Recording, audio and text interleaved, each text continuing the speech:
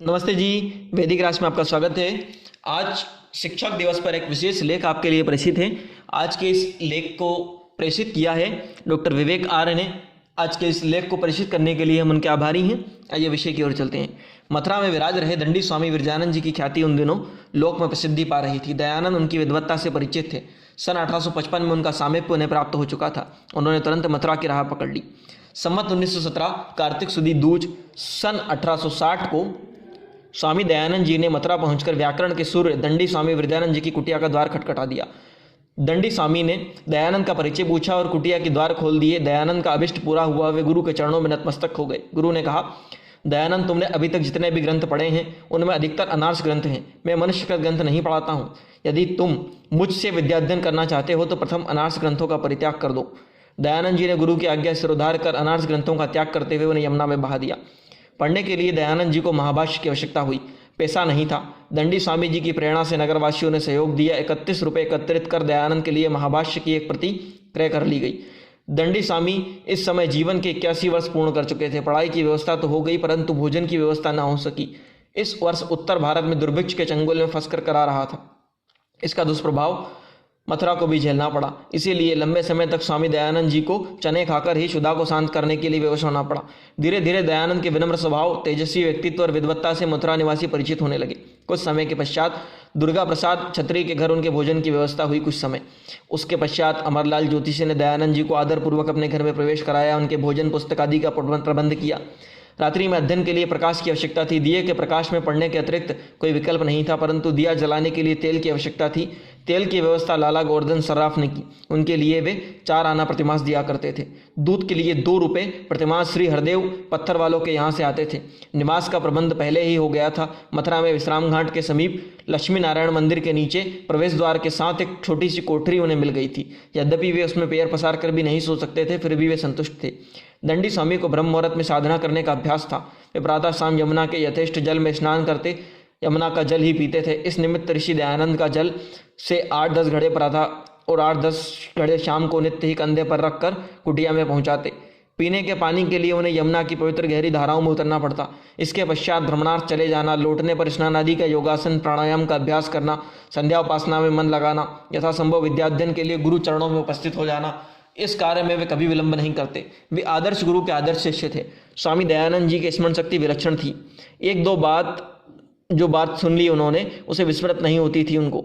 गुरु जी को भी अपने शिष्य की स्मरण शक्ति पर पूरा भरोसा था। इसीलिए वे पाठ को दयानंद को 2 बार नहीं पढ़ाते थे। एक बार दयानंद अष्टाध्यायी के प्रयोग की सिद्धि अपने निवास तक जाते जाते भूल गए। प्रयास करने पर भी उन्हें वह सिद्धि स्मरण ना सकी। बड़े उनको दुख हुआ।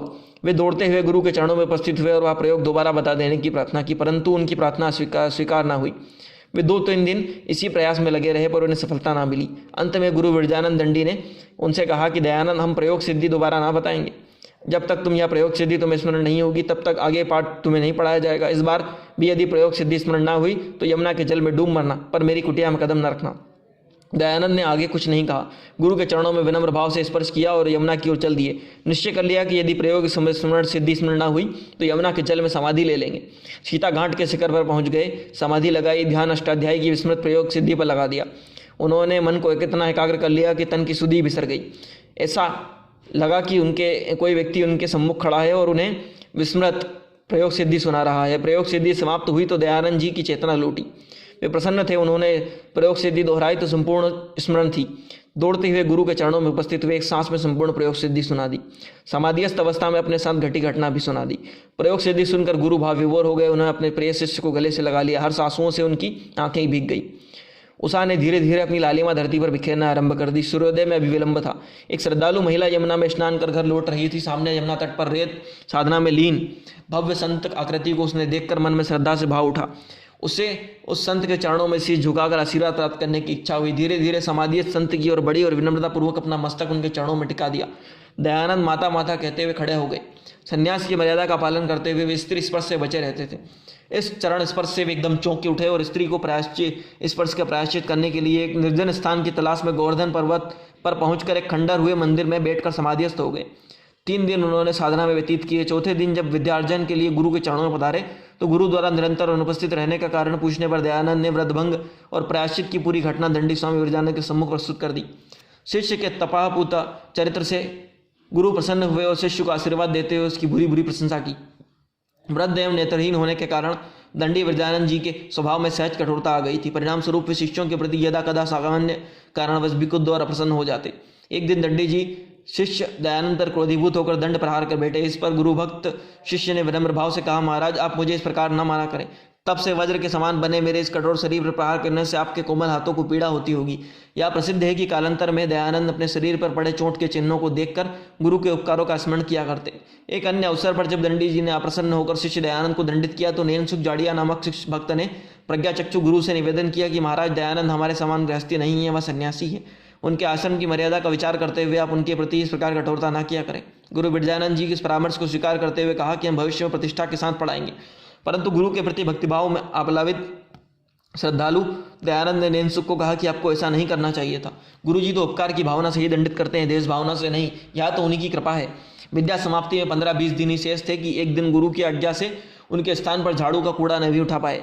टहलते हुए दंडी जी का पैर कूड़े से जा टकराया। इससे खुद दंडी जी ने दयानंद को फटकारते हुए उनकी जोड़ी बंद कर दी, अर्थात उन्हें पाठशाला से बाहर जाने का आदेश दे डाला।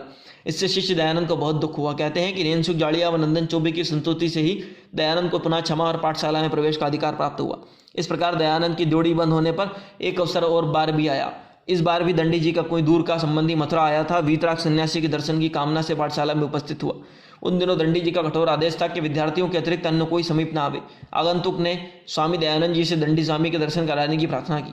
दयानंद द्वारा गुरु जी का आदेश बतला देने पर भी अनुनय विनय वहाँ करता रहा। इस पर सरलचित दयानंद उन्हें अपने साथ ले आए और दंडी जी के दर्शन करा दिए। वापिस लौट रहे थे तो एक स्वाध्यायी ने गुरु जी से इसकी शिकायत कर दी। इससे दंडी जी ने दयानंद पर अप्रसन्न होकर पुनः उनका पाठशाला में प्रवेश निषिद्ध कर दिया।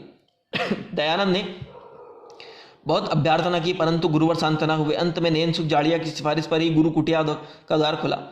ये है गुरु चरणों में अध्ययन करते हुए शिष्य दयानंद के संस्मरण, जिनसे उनकी गुरु के प्रति अटूट श्रद्धा विनम्रता अतिशय भक्तिभाव व्यक्त होता है। स्वामी दयानंद जी की ग्रहण शक्ति और तर्क बुद्धि पर गुरु जी मोहित थे। गुरु जी उन पर अपार स्नेह था। पाठ पढ़ाते समय अनेक बार अपने शिष्यों में उनकी प्रशंसा करते थे। वह कहते थे, दयानंद से दूसरा शिष्य नहीं है। मेरे सपनों को यही साकार रूप दे सकेगा। मेरे विचारों को प्रख्यात करने की क्षमता दयानंद में है। गुरु विद्यानंद शिष्य की प्रभुत्ता देखकर प्रसन्न होते कहते, दयानंद इस कुटिया में कितने ही शिक्षार्थी आए और चले गए, पर जो आनंद तुझे पढ़ाने में आता है ऐसा आनंद कभी नहीं आया। तुम्हारी तर्क शक्ति सराहनीय है। कुमतों का खंडन करने की तुम्हारे द्वारा ही कुमतों का खंडन संभव है। विद्या अध्ययन का समय समाप्त हो गया। 2.5 वर्ष गुरु चरणों में बैठकर स्वामी दयानंद ने निष्ठापूर्वक ऋषिकृत ग्रंथों का अध्ययन किया। अब कोई जिज्ञासा शेष नहीं थी। गुरु चरणों से विदाई का क्षण उपस्थित हुआ। यद्यपि दंडी स्वामी अपने शिष्यों से कोई भी भेंट स्वीकार नहीं करते थे, फिर भी स्वामी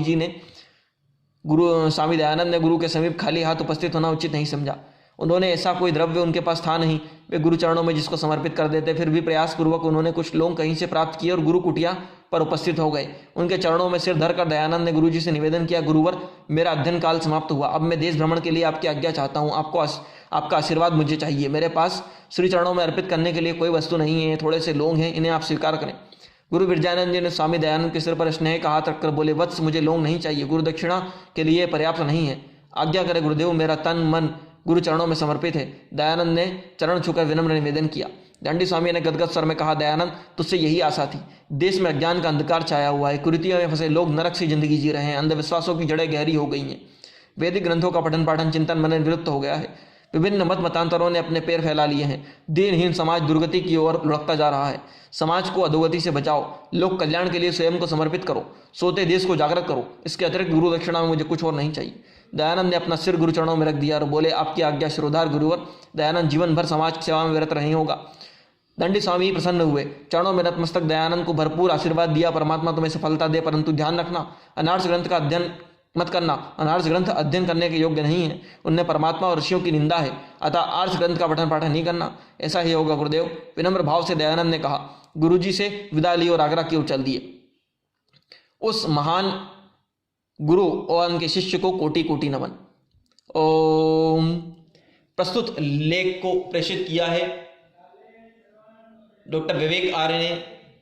इस तरह के अन्य लेखों के लिए, प्रेरणादायक कहानियों के लिए, महापुरुषों के जीवन के प्रेरक प्रसंगों के लिए वैदिक राष्ट्र यूट्यूब चैनल को लाइक करें, शेयर करें, बेल आइकॉन की घंटी को दबा दें ताकि जब भी कोई नया वीडियो आए उसकी अपडेट सबसे पहले आप तक पहुंचे। धन्यवाद।